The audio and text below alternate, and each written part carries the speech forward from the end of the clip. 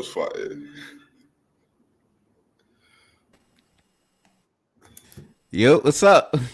Yo, What's going on, man? it was good. Yo, that intro was fire. Oh no, that's just a clip from this artist that make videos like that. He got a bunch of them. I'm gonna credit him. I gotta get his name, but he make a bunch of these videos.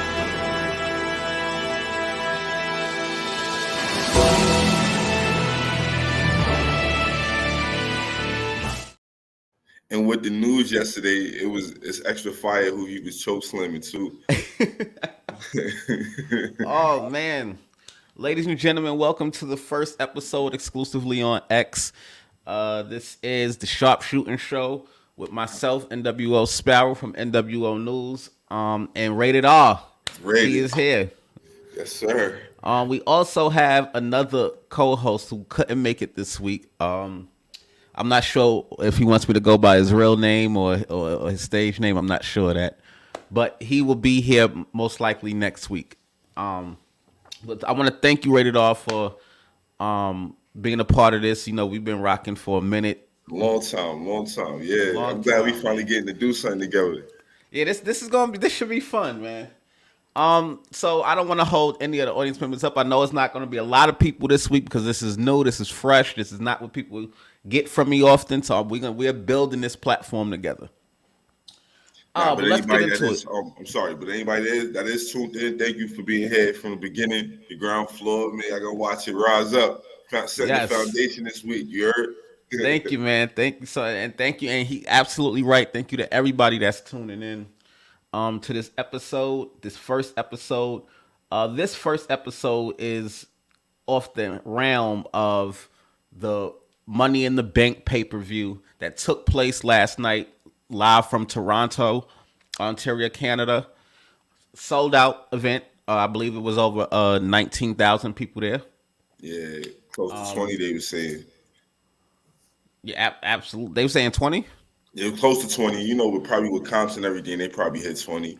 Well, we got to check the ctickets.com. That's what I usually do, and I'll put it out because C-Tickets don't lie. They'll put all the business out. You can't fool C-Tickets. Copy that. So this was actually, in my opinion, this was one of the stronger Money in the Bank shows that we've had in some time, in years, because they kind of got weaker and weaker over the years since it was incepted in 2010. You know, there's not many high spots. There's not many, bumps like that it's not much you can do, and I think it's already been done. But this one was like a fun one to watch. Yeah, it's kind of crazy. It's like once they pigeonhole themselves into having to have one every year, it kind of took the specialness away. And it's like, but like you said, they did a good job this week. I feel like they did a good job this year because it was up in the air. They had a bunch of different ways they could go. Yeah. So usually in the match prior to this year, last couple of years, you kind of already know who's gonna win before the match starts. It's like, or even if there's more people in there, it's like, all right, maybe 2 or 3 people have a chance to win out of the 6. But this year, you could have theoretically made a case for pretty much everybody in there. So I think that's what made the match a little bit better. Because, well, except for Andrade, nobody really thought Andrade would win. But everybody else had a chance, you know what I mean? Like, we got you, Andrade. R8edr, yeah. I mean, he just waiting for his wife.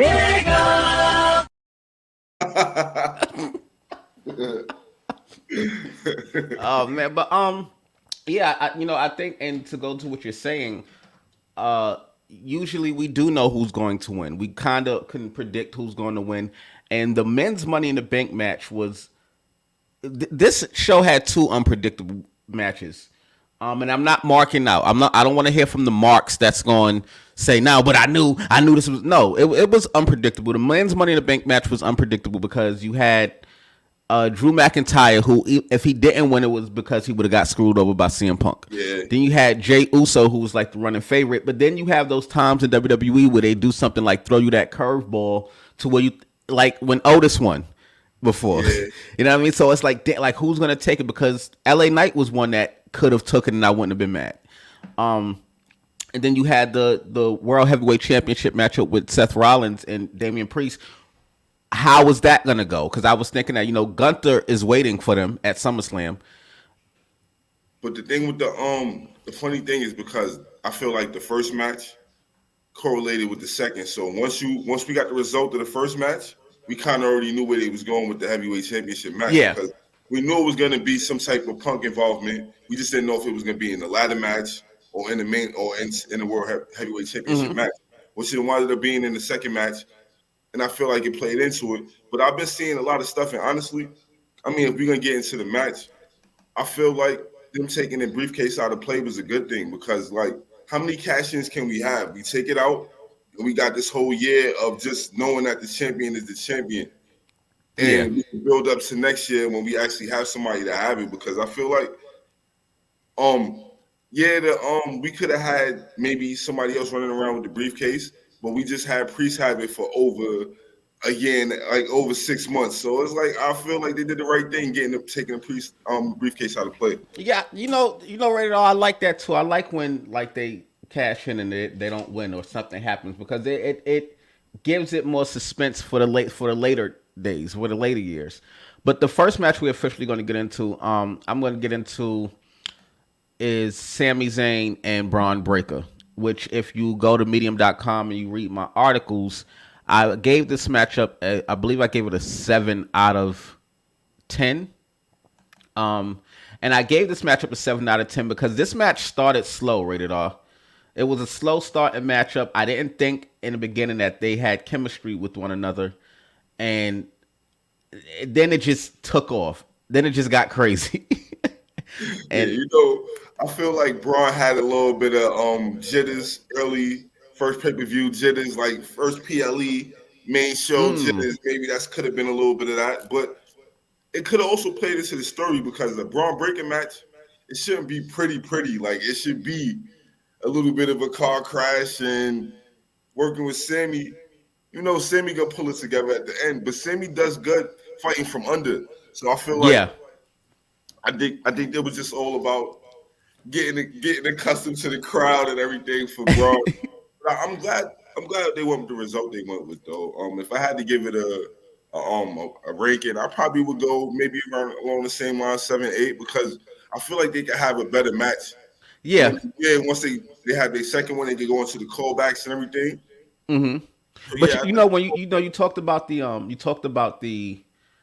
fact that he may have first PLE jitters, and even though I knew that this was his first PLE and I actually wrote about it, I didn't consider that when I was rating it. So, this is why two heads are better than one. Yeah. Because, they did start off slow. I wasn't into it. And I do think that we're going to get to a point where Braun Breaker's matches are not going to be extended like that. Like his big matches will be, his big title matches. But Braun Breaker is a freaking killer. The guy's a killer. He don't need to be in the ring with nobody for more than 5 minutes. I know there's some people that don't like that. But I don't think that he needs to be in the ring with anybody for more than 5 minutes. Braun Breaker is a killer when he has those real stories that he has to tell. When he's defending the championship, when he's trying to get one, maybe he could go 10-15. We've seen him do that. We've seen him do it in NXT. Yeah, we've seen him do it. So I think you're right about that. That'll make his bigger matches special. Like, not so much squashes like on regular TV, but maybe competitive. Maybe his opponent gets a little bit of offense, but it's him going straight through him. And then whenever he gets to the pay-per-view, like you said, it'll be a more like a classic match. Like, it'll be somebody where we respect him against him, because right now he's establishing his name and he's just going through people. And you're right. Yeah. It should be fast. It should be. So when he does have a long match, it makes more sense. Like, or it means more. Like last night, as a perfect example, him and Sami. Like, when you notice they having a little bit of, they going back and forth. It's like, oh, okay, Sami holding up. Like, okay. Yeah, absolutely. And they found that chemistry that I wanted them to find. That's what I was looking for. I was looking for them to find that chemistry. And I often forget. See, when I think about Sami Zayn, I just instantly in my head, I think about NXT, which is on me as a fan, because he's older and he's not the Sami Zayn from 2015, 2016. The man is grown. He's older. And in my head, just as a fan, I often think that, these guys should be having these NXT black and gold level matches. And you forget Sami Zayn is older and he doesn't have the chemistry with the new guys like he had with Owens and everybody from the black and gold era. Him and Neville back then. Yeah. But you know what's funny? You mentioned that. and they had a spot when they were outside the ring, and they showed Sammy setting up to do the dive between the turnbuckles. And in Uh-huh. my head, I'm like, all right, so he must be getting cut off because he don't do that move no more. Like, like that's exactly what happened. He got clothesline right after. I'm like, oh yeah, right. Yeah, You I know, was like, how is he going to do that with the pause, but the thicker the thicker ring posts because they're thicker than they were at yeah, NXT. true. It's like the LED joints or whatever. But I'm like, nah. When he set it up, I'm like, yeah, so he must be getting cut off. And that's it, literally like 3 seconds later, you see Braun run over. I'm like, okay, all right. Like he keeps teasing it. Maybe he bring it back out again though. But he gonna have to do that for his championship match. He's Yeah, gonna have to I do that mean, for the championship match. yeah, because it's looking like we're about to have a new heavyweight champion soon. So like that might have to be something they have to go to down the line. All right, so this we both rated this either a 7 or a 8 out of 10. Slow chemistry in the beginning, but they built it up. They made it look good. I like the finish here. So this was good, and I honestly hope that they're not done with each other because if they are done with each other, then in my opinion, it kind of kills the Braun Breaker momentum because Nah, we probably do the thing where we get the triple threat or something like a multi-man match where Sammy could drop the title without the pinfall, and then you could just do like Braun against the person that he beats in that match. Maybe Sheamus. I'm thinking Sheamus because remember in the build they had the little Sheamus, Braun, Ludwig interaction Kaiser thing. mm-hmm. So thinking they probably just do a multi-man to get it to Braun, and then you could build back up to the Sammy Braun match maybe at SummerSlam. Oh, not SummerSlam, but Not, probably after that. like Bad Blood or something like Yeah, that. yeah, probably Bad Blood. Um, what else I got for you? So you are going to tell us about this matchup. I believe it was it the men's Money in the Bank match? Nah, on the we had the Bloodline and Cody Rhodes and Okay. Bloodline versus Cody and Roman and Cody and Randy Orton and RK and Kevin Owens. So let's talk to me. What up, Rated R? Yo, so all right, we talk about the main event.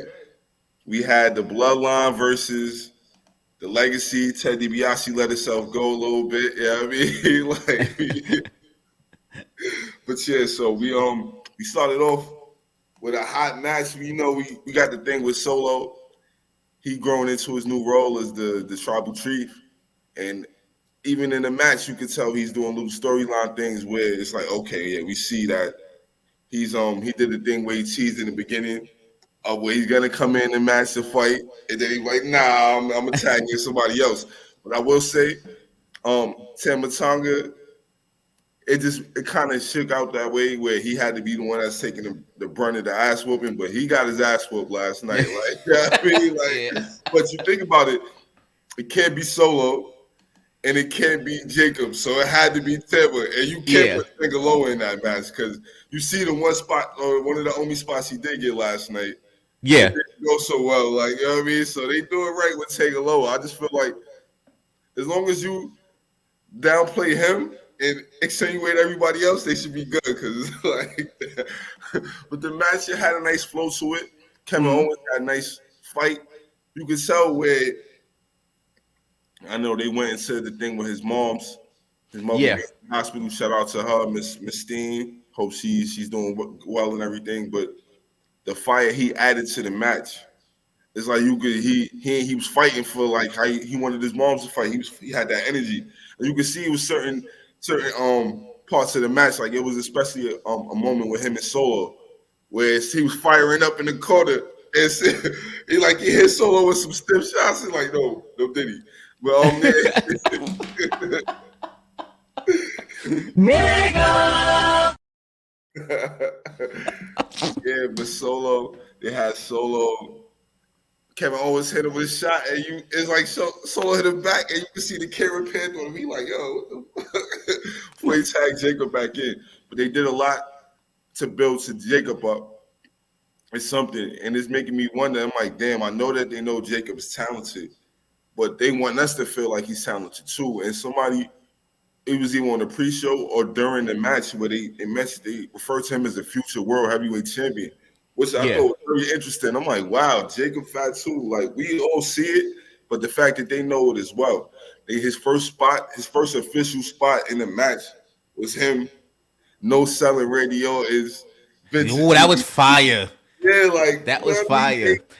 The presentation, the way they highlight him, it's like they know they got something special, and I think that's the dopest thing to see about it. Like it's like Yeah, they you get know John, and that. it's not taken away from Solo how people were trying to say that it would, because he's subservient to Solo, so that makes Solo stronger when you see that he does all of that, and then he still throws the bone to Solo. Like, even at the end, he got like he hit Cody with the move and do it right to Solo to let Solo get the pin and everything. So it's working. It's showing like, all right, if this guy, they look at that, man, production team on point. Like, shit, it's like, all right, if we look at that, my man Jacob, real beast, fast Solo the pin. But it shows you that if we got all of these people that can't be controlled, but we got one guy that they listen to, that guy that they listen to is a problem, and they build a Solo up. Yeah, you raise a great fucking point, and let me tell you why. Because even the Usos wasn't as wild as Jacob and they weren't as wild. They were all orchestrated and everything was calculated. Very calculated. Like they hit their marks, and every attack, it wasn't just an attack. It was like, all right, we building towards something, or somebody did us wrong, and we're gonna get them back. This like now they have a focus and they have a goal, but the way they're going about it is insane right now. Like, yeah, they absolutely are like they like fucking wild Samoans. Absolutely. I thought that the match was chaotic, but I thought it was fun. It was fun chaos. It was organized chaos. I think everybody needed to look how they needed to look. One of my favorite parts of this matchup is earlier on when Randy Orton hit the RKO on Jacob and he just got up. I was thinking that Randy Orton was gonna like cower, but he didn't. So like it just that like at the end of the day, Randy Orton is still a snake. He's still a viper. So he's not gonna cower to nobody, but he gonna look at you like, all right, if that didn't do it, something else is gonna do it. Somebody's gonna check. Hearts is on the check-in. The way I couldn't find your Twitter all week, I had to make a new one. Stephen A. Smith got my old one taken down, but that's a story to tell on NWO News, not on Sharpshooting. Stephen A. Smith. Stephen A. Smith got my old Twitter taken down. He been dabbling in pro wrestling, so it might be a sharpshooting story in a couple months. You never know. He keep acting like he want to jump in the wrestling arena.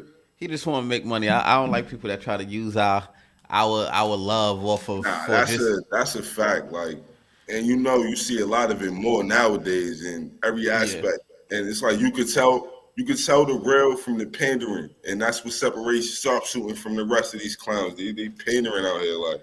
You know what? Normally I don't do this, but let me show you some goddamn respect.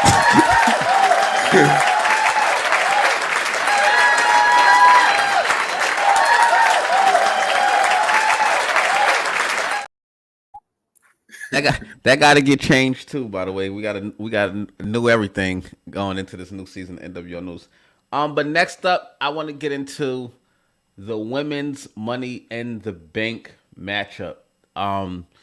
This to me, it was a roller coaster, but it ended up, in my opinion, and I'm not pandering, I'm being very honest, I think that this is one of the best women's Money in the Bank match that I've seen, even though it didn't start as if it was going to be that way. So these matches for me, it's so scary. Like, yo, I'm so concerned about the people involved. Like, yo, that's why I loved it. It's like, poor Zoe Stark. Like, I'm like, yo. Like, when Zoe Starks tried to do that flip over the top rope when she hit her head, I was like, Yo, but it's like, damn, Gina. Yeah. And Zoe don't like people with ass, so it's like, Man, yo, so it started off a little bit like any other women's ladder match. But then these women, let me say this, WWE picked the right 6 group of women to do this match. They were fearless. They were creative.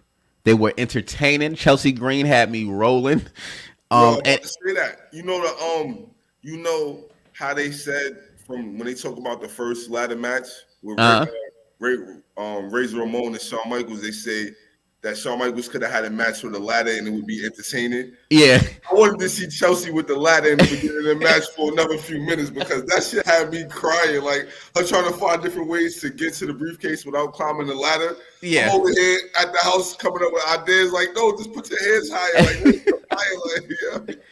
And then like and then it's pro wrestling, so some things could be silly and over the top, but that's what makes it fun to watch. Like when she took the ladder and she was trying to work, her character work, like her maximizing her minutes, all of that shit. That got when you see her, people in that company and people coming up needs to study her and like she does it. Like you see how she built herself up from little segments, and now you see her getting more time to the part where she's getting highlighted spots in the Money in the Bank match. Like not just highlighted spots, but the teasing of getting the briefcase. Everybody don't get that.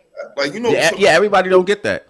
Some people get it, but I mean, like in crucial portions of the match, like everybody don't get that. She was up there towards the end, like that show you how they You really are a fucking pro wrestling analyst, bro. Let me show you some goddamn respect, nigga.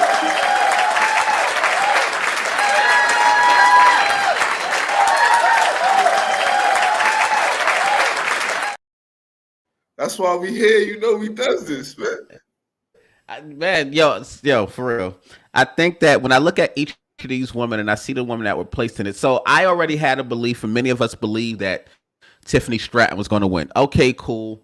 I honestly, this ain't no Stephen A. Smith shit I'm about to say. I honestly believe when she posted that video of Jade Cargill that she really didn't hear the audio. I don't think that her being a new call up and posting that would have been smart if she did that on purpose. When she said she just reposted the video, because the video itself, if you look at it, was funny. Just without the audio. The video itself was funny. So I think she put it up and didn't hear the audio. But we already knew that Tiffany Stratton was going to win this match. There was no doubt about it. But the women that around her made this match even better because Io Sky she's already athletic and she's fearless. Lyra Valkyria is new and she wants to impress. So she was taking the shit out those bumps. She was going to take bumps because she wants to impress people. Naomi is creative. Naomi is always creative. Zoe is just tough. And that spot that Zoe took when she came when Io Sky had slammed her to the ladder. Yo, Zoe was out there wilding, son. Like, it's like I like Zoe, and I understand why people don't like, but I just feel like you gotta give Triple H's daughter a chance. Like she coming, son. Like she on the way.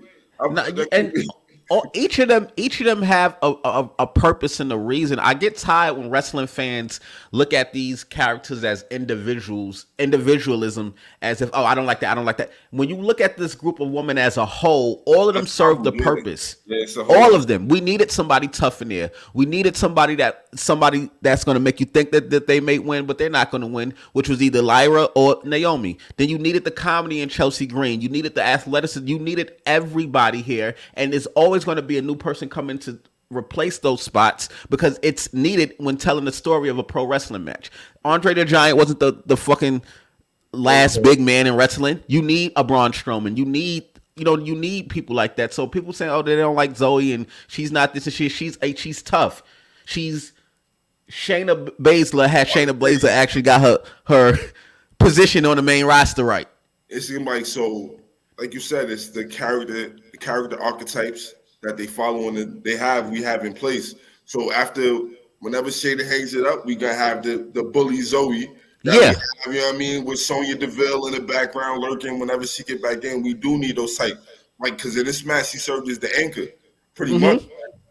She was there to keep everything involved. Like, as far as being in the ring, she's there. Like, now with Lyra, you can see the booking and the plan that they have from Lyra actually paying off because when she came out last night, they were doing the bird noises in her theme, and they haven't been doing it. But we know the Toronto crowd is they knowledgeable and they're good wrestling fans there, so they're gonna know the cues.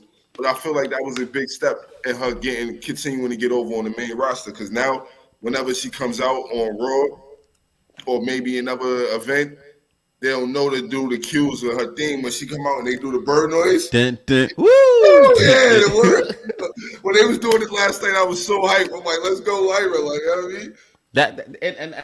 And I was happy, and I was happy to see that. I think to your point, I think that the WWE right now is really in a transformation period. It is changing, and these are the stars of tomorrow. And I think it's hard for people to accept that. It's hard to, because once WWE changes, that means you're aging. That business is going to stay fresh forever, and that means as a fan, you're aging, you're getting old, and they're bringing in new talent. And so I try to have an open mind to all new talent. It's some people that I just basically I don't like, and I could back it up, but I would never not like somebody like Zoe Starks. Like, she's good in the ring. Like, what the fuck else do you want her to do? I don't know. Like, the personality stuff comes like. You gotta with experience. Yeah, it's not everybody's just not gonna stumble into who they're gonna be going forward. Like, but from being fans, we've seen the same story happen where all the time. You see the talent and you just waiting for the character. Like, look at Roman Reigns. Yeah, Liv was on the roster for how long, and now she finally settled into who she's gonna be going forward. Because even after the Dom thing, we know who she is now. Yeah. And I think that's what we just happened. Like Naomi, oh look, right there. And I'm not sure if you've seen it, but they had the segment afterwards with Trish Stratus and Tiffany.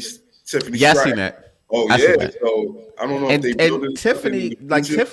Tiffany, in my opinion, certain people you could tell is going to have it and it's going to get better. They have that natural charisma. Tiffany has natural charisma. Maybe she doesn't say the best stuff during her promo. Maybe her stuff is a little watered down and corny, but you can tell it shines. Her charisma shines through when she gets experience. Like this, we were talking about with character. Like, she came in with her character was set from day one, pretty much. Like when I first seen her in NXT, I'm like, oh damn, she got her character worked down. Like.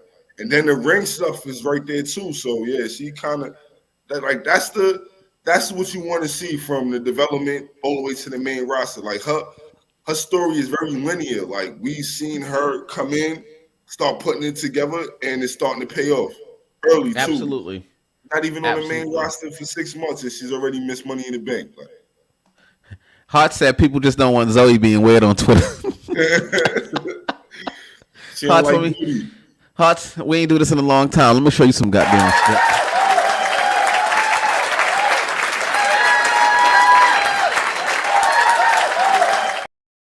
Shout out to Hutz for being tuned in on the Sunday morning. We appreciate you.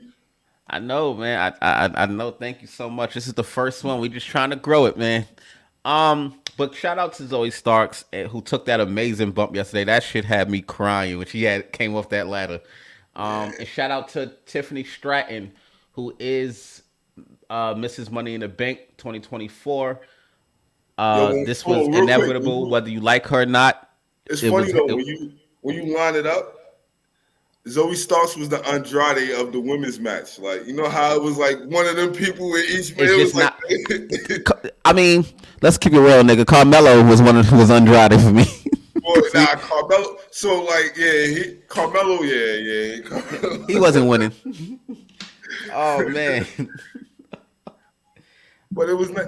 I just like that he getting to rub shoulders with these people right now. Like, yeah.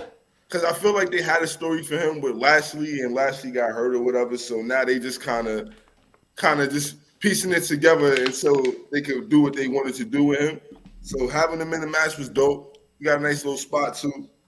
Even though it didn't really make sense for Andrade to do the move when he did the move. But I guess we just got to suspend our disbelief in that situation. Because I'm like, yo, why would you jump over? Like, but all right, whatever. We'll just let it rock. Like. They had to do something because those guys were not taking any bumps last night. But that brings us to that match, actually. Because that's what we was going to get into next. The men's Money in the Bank match. Unpredictable, in my opinion. Really, I mean, as a mark, I guess you knew who was going to win if you want to just mark out. But if you suspend disbelief, this was a pretty unpredictable Money in the Bank match. I could have realistically made a case for 4 out of the 6 people. Maybe not Carmelo and Andrade. Andrade. But I could have came up more. Maybe I'm sorry. So 3 out of the 6 because LA Knight, we know he got something going on next month. So we knew Yeah. he really wasn't gonna win. But I thought there was a chance that his future opponent could have cost him the briefcase as well. But I'm glad they didn't have a whole bunch of that tonight, since we gonna have Punk do what he was doing in the end. It didn't make sense to have another person like come in and run in. So I'm glad they did it the way they did it, as far as giving it to Drew, just to get the briefcase out of play. But yeah, we know we got Chad Gable, Sean Hill, my man Drew with the Vought briefcase. You said that you could make a case for each of them. In my head, so I already eliminated Andre and Carmelo. They wasn't winning. They was there for spots, and they didn't even fucking do that. They did the one that we've seen over and over again. Andrade was selling last night. Jey Uso just was the push fan favorite. He was actually the face of the promotion all month long. So, just for him to have that push. But, also I know that Jey Uso is going to fall back into the Bloodline storyline. At some point, right? Yeah. But LA Knight. That could have been something, too, where they, they have them cost him the briefcase to beat away, like, when he tries to cash in. And it'd be like Bloodline interference to bring him back into that storyline. But I guess they don't really need anything else other than the fact that that's his family. And, like, hold on, I got to go. When it calls, when they ring the bell, you gotta come eat. This is a little fantasy booking I'm gonna get into. Actually, I want to make a segment called fantasy booking. But I had it in my head that if Jey Uso had won that briefcase, that they still would have went forward with the Bloodline storyline, right? And then they would have, he would have helped Roman and stuff, and then just on a random ass SmackDown, whoever the champion is, Roman Reigns comes out and he tells Jey Uso, "Give me the briefcase. I'm gonna cash in." And he does it. That'd be like fine. That's just fantasy booking though. Don't mind me. They got to do something like that where they have a person and somebody subservient to the other person, and they take their cash in. Like, it'll be fire. You just gotta have the right. You gotta have the right people in place to do it. I think Jey Uso and Roman Reigns would be the best for that. Like, just hand me the briefcase. You still a little cousin. I got this. I'm gonna get this belt back. Or if we project it even further, maybe say next year, the way they talking about Jacob. Like, if say for instance Solo still a tribal chief or whatever, then Jacob win the Money in the Bank, and then Solo say that to Jacob, like, yo, all right, like, I know, I understand, but hand that over. That would be fire. Yeah, those dynamics is crazy. Like, yo, hold on, hand that over. Jacob be like, what? So, there was a part in this match when Jey Uso, this is towards the end, when Jey Uso was climbing the ladder and he got slapped in the face by Drew McIntyre, and Drew McIntyre. Through the javelin. Yeah. By the ladder. And I just knew that CM Punk was coming out before he grabbed that briefcase. I just knew it. I was on a whole different type of timing, because there was a time where Jey Uso and Chad Gable was on the ladder. And I'm like, yo, the light's about to go out. Like, I thought it was going to be some shit like where they caught the 2 culprits, the main wire 6 culprits on top of the ladder, and the lights went out. But I'm like, nah, that might have been crazy, but I'm not. They should have went that way. I'm like, that would have been fire. Yo, every time I seen them isolated, I'm like, damn, the light's about to go out. The light's about to go out, but the lights never went out, man. They never went out, man. What I love, and I was telling somebody this yesterday, I love Triple H is taking his time and building these stories. Mm-hmm. Like, we know Chad Gable is a target of the Wyatt 6, but we're not going to get that at Money in the Bank. You know what I mean? We're going to get that leading into maybe SummerSlam or something like that. But it's just pieces. I think Triple H is the best at that. Vince is good at it too, but Vince loves to, I don't want to say rush, because Vince could drag shit out too. But he would lose his focus. Like, that's what I want to say. He would have it going, and then all of a sudden he just gets tired of it, and then the storylines just drop. Like, with the Triple H shit, they feeding you. Like, if you paying attention, there's crumbs everywhere. Like, you just gotta be receptive to listen, like, to looking for it. Because, like, last night, or even last week, when they had after Chad Gable had the interaction with Otis, he runs right into the Creeds and Ivy now. Like, so we still playing those seeds for the future of the Alpha Academy. Yeah. But we also have the older stuff still lingering in the background, and the YS6 as well. So Yeah. it's like It's continuity in Triple H's stories. It's just continuous, and layers. And you continuous. know what's funny? This is continuity that we used to make ourselves. Like, we used to keep track of it ourselves, Uh-huh. and to see it getting rewarded on the TV show now is dope. It show you Mm. like for paying attention, you actually get something out of it. Where before you had to make your own stories and hope that they remember to call back to something or bring something Uh-huh. back up. Like now you kind of got faith that they doing the right thing as far as with the stories and reward and the payoffs and everything. Absolutely. So I had rated this on medium.com. I had rated this matchup rated R. I rated this a low, a high 6, a low 7. There was nothing in this matchup that we haven't seen already. And this was part of when we came on and I said, they've done Money in the Bank so much, there's not much more you can do.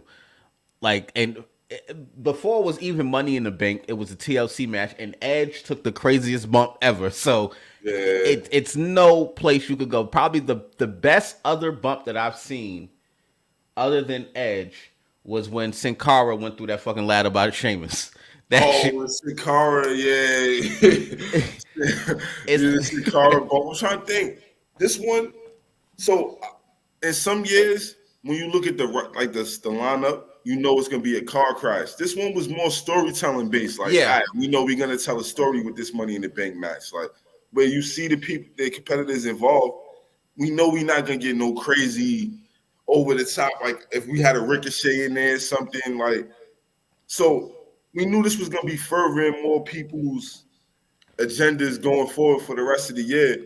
Yeah. So I kind of, if I'm a rating on that scale, I could go. I mean, I'll go a little bit higher, maybe like a 7, 7, 8. Only in that range because like I feel like it accomplished what it needed to accomplish. It made everybody that needed to look strong look strong. We had the Yeah. LA Knight moments, we had the Chad Gable moments, we had the Jey Uso moments, and then we had Drew looking like a beast the whole time because that's basically what he was. He came in there. He got to keep his word as the most honest man in pro wrestling because he tells the truth. Like he tell you what he gonna do and he do it. Like and as a heel, which is crazy. All right, well, I'm gonna run this video right quick, and we're gonna come back. We're gonna talk about the main event, and what else we got? What else we got? Priest and Rollins as well. Yeah, that was the main event. Well, no, it wasn't the main event, but we're gonna talk about Priest and Rollins because we already talked about the Bloodline story. Yeah, but this is a quick video. It's only like 10 seconds. Copy. It's all about the game and how you play it. It's all about control. And if you can take it, it's all about your debt. And if you can pay it, it's all about pain. And who's gonna make it? I am the game. You don't wanna play me. I am control. No way you can shake me. That shit was fire.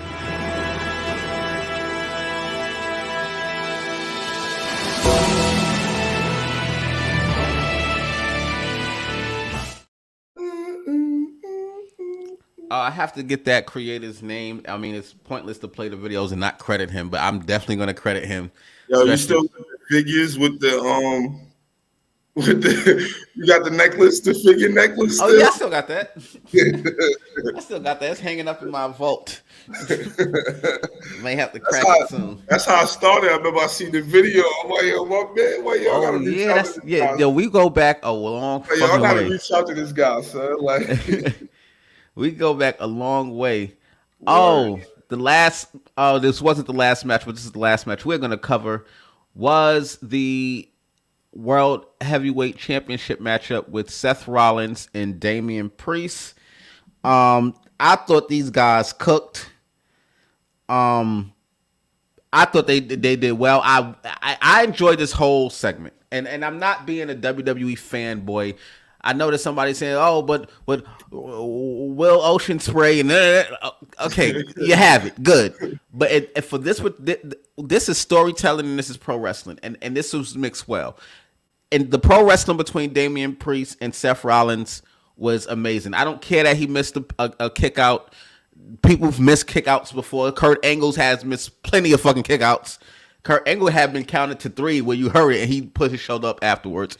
I don't care about that. It doesn't take away what this match was. My only wish was that they let them have a clean finish.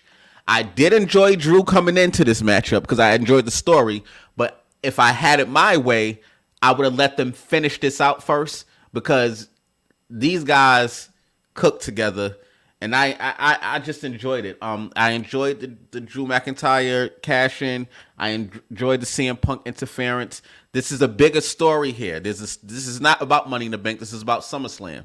So there's a bigger story here, and I just enjoyed this segment going into SummerSlam. But that's just me, and you're free to feel how the fuck you want to feel without having to go back and forth with me. My shit, right? So you absolutely right. My thing with the this showed me that they booking on a different level because going into the match, everybody focused on the stipulation like, damn, Damian Priest about to be out of the Judgment Day. But that wasn't even the key to the match. The key was the Seth part. Mm-hmm. Having Punk be the reason why Seth can't challenge for the title again was expert level cooking that I wasn't even paying attention to, and I usually can see everything. But the way they did that, because it's calling back to that 3-man promo they had before WrestleMania with Drew McIntyre, CM Punk, and Seth Rollins. That remember when he was like, "Who made you the chosen one?" Remember? Yeah. And the heat that those three had, the dynamic between those three, leading into the WrestleMania match. This is a way to get back to that. And I wasn't even thinking that they was going there. But when the Seth stipulation and Punk causing Seth the match, and you see the interaction they had afterward, where it's like, so I'm like, all right, maybe they do the triple threat at SummerSlam. But I know it's a triple threat between them coming at some point.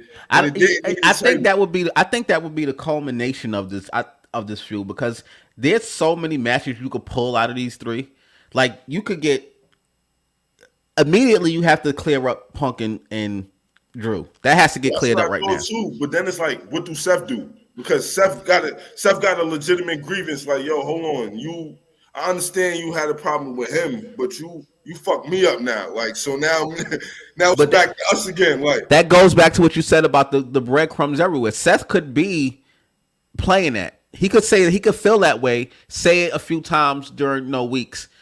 Take on somebody else. Somebody else could, whether it's somebody returning, whether it's somebody, maybe it's fucking Braun Breaker, who knows? But he could say that, feel that way, take on somebody else, blow that feud off, and then get back to CM Punk and Drew. And he could do that. And by the time that's all done, we probably be at Survivor Series or even Royal Rumble. Listen, we got SummerSlam. I'm not sure what's in September, but I know Bad Blood is in October. It's the one where they go overseas in September with Jeddah, Saudi Arabia or some shit. Oh, I know we got another Saudi coming up too, but I feel like that's 3 events. We get maybe Punk and Drew for SummerSlam if he healthy. Well, I think we're gonna get him for SummerSlam, but I also think this is gonna drag out until Bad Blood. Hell in a Cell match. Hell in a Cell, most likely. Yeah. Because it'll be the feud with the most heat behind it, unless they heat something else that that fast. But I doubt that they'll be able to. Yeah. Well, we'll see coming out of SummerSlam because Gunther's there too. It's so much shit in the mix right now. Because remember, we still got Gunther right there. Yeah, but I feel like we definitely gotta go to Gunther now. Like Priest got way more months than anybody could have imagined he would have got. So you got your title reign. Time to get that up, boy. You gotta drop that down, son. Like, let me show you some goddamn respect.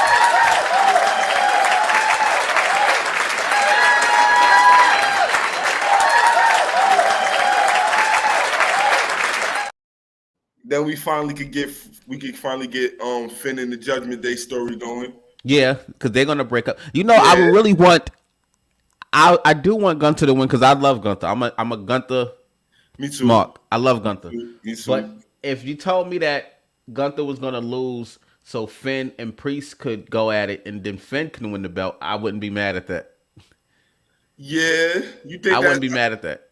I feel like those days for Finn fighting for the title, I think those might be over, man. Nah, it can be. He too nice, bro. He's too nice.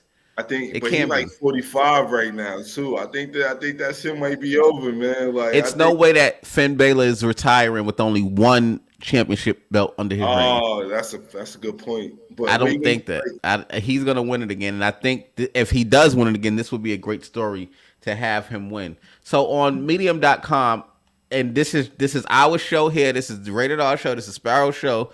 I can say what I want without having to deal with people on Twitter or X. I gave this match a 8 out of 10 because I enjoyed the entire segment. I enjoyed where the stories is going. I enjoyed this match. Like I said, if I had it my way, they would have had finished this matchup before Drew came out, but that wasn't the case. And I overlooked the misstep of him not kicking out, which I know is a big deal. I don't know if it's actually a big deal or Tony Khan paid a bunch of AEW fanboys to talk about it online, but I enjoyed that match. So Priest, his title reign, this is the second event in a row where it's like last month he got caught in the ropes and I hindered the main event. And now we have you not kicking out when you're supposed to kick out. My guy, what's up, man? You got the ball, you dropping it, my nigga. Get it together, son. Like, I mean, like, what we doing here? You representing New York, son. Get your shit together, son. Like, I mean, like, I honestly think that the WWE be having them doing so much shit before these big events, like press and all types of shit, that they kind of be a little wary by the time they get to the ring. And then you got to remember everything you have to do in the fucking ring. Yeah. So it's not that. Triple H said something last night. I think he said something like, and we co-host and we ride with each other. We, you know what I mean? I respect, but yo, bro, we can't let him get off the hook with that not kicking out of the fuck. Yo, he's the world champion. Like, right. Yo, we can't just let him get off the hook without doing. Yo, that's crazy. Like, I mean, like, nigga, kick out. What's wrong? You right, Damian Priest, kick out, nigga. Like, now I understand we try to be nice and all that, but now listen, bro. But you know, bro, it is a reality though, Rated R. It's a reality that they do a lot of shit before these, like, they fucking do the fan world. It's like the most important thing, nigga. Kicking out when you're supposed to kick out is something you're not supposed to forget, nigga. Like, what's happening here? Like, what are you doing? You're right. Let me show you some fucking respect.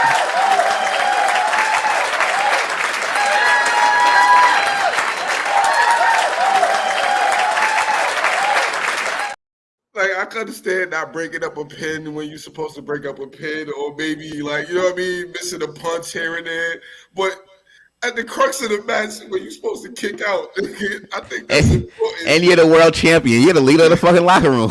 I think that's important, son. Like, oh no, I could be wrong, but I think. So that was Money in the Bank last night, ladies and gentlemen. Cool event. I enjoyed it. I think I gave the event an overall 7.8 out of 10. That's what I gave it on Medium.com. I'll share that link here on Twitter after the show. Yeah, but other news came out of Money in the Bank that we were not expecting.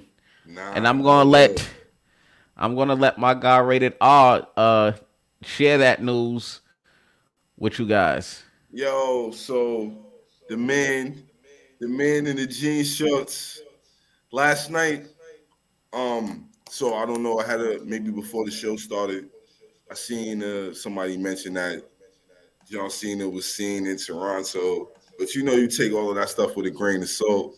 But apparently, yeah, he was in the building last night, and he announced that next year will be his last year as an active competitor wrestling in the WWE. So that means he going to AEW after that. You know what I mean? But nah, John Cena. Hey, what is the you can't see me man doing in the Dynamite Zone? Nah, but we a wonderful career is coming to an end. My man John Cena said he's gonna hang it up. Next year is gonna be his last WrestleMania, his last Royal Rumble. He said he's gonna do a whole year, so hopefully we get to see him interact with these people for the last time. And yeah, man, John Cena retiring. 15 years, 15-time champion, over 20-year career. You think we see him get the title one more time? I don't know. John Cena is such a special talent. Like he's such a special talent that I'm an Undertaker fan, Yes. and it would have meant the world to me if Undertaker had retired and didn't lose at WrestleMania. It would have just been storybook. I don't know if it's a Vince McMahon thing. Triple H book's different, but there's no storybook ending for no wrestler. I think John Cena has done enough in the ring and outside the ring where 17-time champion won't mean nothing. It just won't mean much. I mean, he will have the record, but then knowing John Cena himself, maybe he doesn't want to break Ric Flair's record. You know what I'm saying? Like I'm gonna let Rick have that. I'm not going to top that. But John Cena is such a special talent in professional wrestling. No, he's not the best fucking actor. Good actor, but he ain't the fucking best. But when it comes to professional wrestling, John Cena is a special talent, and maybe they will give him a title on his way out. Maybe John Cena wins his last match, which we know is not traditional in wrestling. You always lose your last match. But he's done so much for himself. People often say he does a lot for the business. I don't see what John Cena did for the business other than make it money. Like he wasn't revolutionary, in my opinion. His character wasn't somebody that, oh shit, we've seen it before. We had K Quick, nigga. You know what it is? You know what it is? It's not what he did for the business. It's like for the people that time, that was their guy. Yeah. You know how growing up, like we had our guy. That's what it is. It was just like at that time, if you wanted to watch wrestling, that's who was on top. That was your guy. Like, yeah, he was good, but he wasn't the in-ring technician that we was used to, or people the generation prior or the previous generations. But I do you one better, R. Let's keep it funky. Our generation, I come from the Attitude Era. They weren't the best fucking in-ring wrestlers. None of them. Not all of them, but So yeah, I guess that is the generation right before his. But Brett, Brett, I'm thinking more Brett.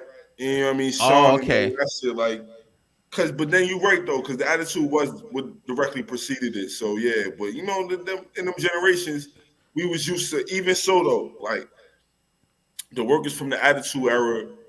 Well, I mean, compared to John Cena, we had Stone Cold was punchy, kicky, but that was after the injury. Before he got hurt, yeah, he was working like. We had the ones that we had that I remember. When we talk about a worker for me, I think about X-Pac. I think about Chris Jericho. I think these were guys that was doing kind of what the fuck they doing now. Yeah, X-Pac. I realized, looking back on it, I didn't realize people hated X-Pac until I got on the internet. Like, because back then, X-Pac was the shit. I'm like, yo, what? Yeah. X-Pac heat? What the fuck is that? I didn't know what that was until I got online. So I'm like, oh, y'all hated X-Pac? This is weird. Niggas hated X-Pac for after what he did to Kane. I ain't fucking with him after that. Yeah, and that China shit was crazy too, but you talking about in real life? He was beating China ass, but I ain't fuck with X-Pac since he had turned his back on Kane and fucked his girl. Yeah, y'all had Tori in the green. Remember? Yeah, she started wearing green, son. Like, what happened? Yeah. So to answer your question, I don't know if they're going to give John Cena a 17th championship. I don't know if he's going to get that. He don't really need it. Mm-hmm. And with the way they treat the world championships now, I can't really see it unless you do like John Cena versus Gunther, like one last throwback. You know what I mean? Like John Cena versus the Foreign Menace type of program. Who you think gonna be his last opponent? Depends on where it's at. So if it's gonna be in December, I mean, probably Braun. I didn't think about that. Yeah, Braun Breaker. You want to pass the torch? You want to do some? The Marks are talking about Randy Orton. Nobody want to see Randy Orton and John Cena in 2024. Nah, I want to see him fight one more time, but it don't got to be like his last match. And if we getting what we think we getting, it'll make sense because it'll be Randy Orton on some hell shit versus John Cena. He could beat him, like torture him one last time before he leave. You know what I mean? But that's fantasy book. Let's say John Cena becomes the heel. Ooh, maybe Austin Theory then. If John Cena He's not going. Nobody's gonna like him as a face. Nah, he about to get old as a face. It's coming up. Oh, right. He's with Grayson Waller. Yeah, but it's coming. We up. hate Grayson Waller. Yeah, it's coming up. Like it's about to happen, son. Like that's because we hate Grayson Waller. That's why. That's gonna be his greatest job, getting Austin Theory over as a babyface. Man, we got 5 more minutes. I want to run these TV attendance for the week. And then we had the Bad Blood announcement that we were supposed to get into, but I'll just say it. Bad Blood returns. Make some drums, nigga. He out here promoting wrestling. Go make some drums, Metro. What the fuck is you doing? I'm definitely a Kendrick fan, so I think this is what we're gonna argue. What if they get Kendrick and Drake to show up in Bad Blood, son? What? Yo, he should maybe Metro should suggest that. He might. He probably already did. You know, Drake. It's in Atlanta. You know, Drake gonna pop out.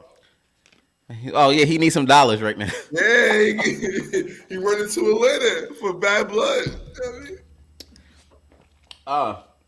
So WWE Raw this past week was at the TD Garden. It had a capacity of 19,600 with 16,750 tickets sold, courtesy of ctickets.com. SmackDown was live from the Scotia Bank Arena. Yeah, Scotia Bank Arena. Yeah, Scotia Bank Arena with a capacity of 19,500. It sold 16,745 tickets for SmackDown. AEW Dynamite was in the Wintrust Arena with a capacity of 10,400. It sold 7,320 tickets, which is not bad. Nah, they get their numbers up. Which is not bad because actually, after the pay-per-view, that's not a bad. Attendance. And the difference is the same. Because SmackDown sold 16,000 tickets and it was a 19,000 capacity. And AEW sold 7,000 tickets with a 10,000 capacity. So that's about the same. And AEW Collision was at the Landers Center. It's had 8,400 capacity with 6,400 tickets sold. So it's not bad either. Yeah, not bad. Courtesy of ctickets.com. This has been our first episode. It's the rated R. Yo, we did it. That's what I'm happy. I'm happy, man. We pulled it out. Yeah, it was fun, man. And the numbers was higher than I thought. I didn't think it was gonna get to. We had 51. Word. Yeah. Now, usually for my own NWO News Tuesday shows, I could do like a 1K, but I've built that to do that. This was something new, so. Shout out to everybody that's tuning in. You can also comment if you want to check in. You can also hit the comment box, and we could pull up your comments and talk to you.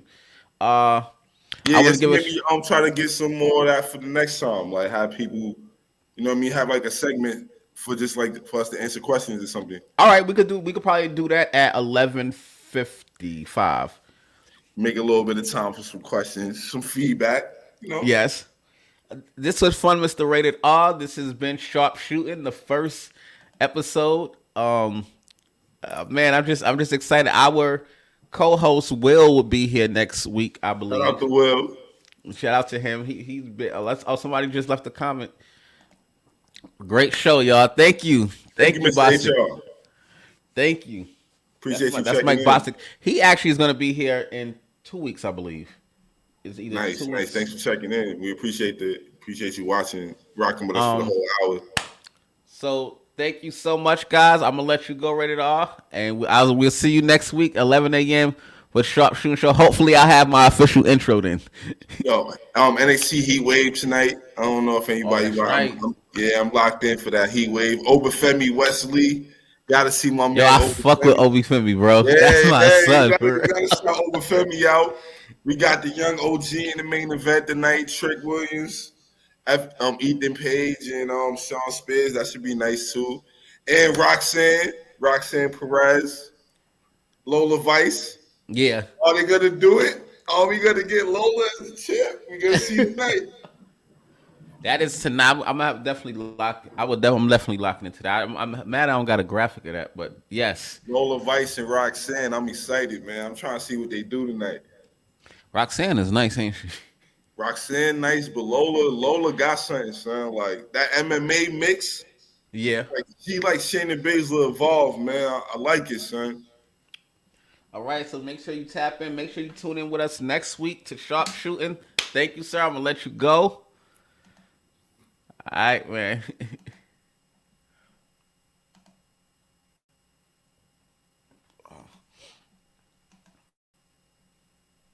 Oh, that was fun. See y'all next week, 11 a.m. for Sharpshooter, ladies and gentlemen. I am out. I'm NWO Sparrow. I was ready. I should let him do his outro, but we'll see y'all next week.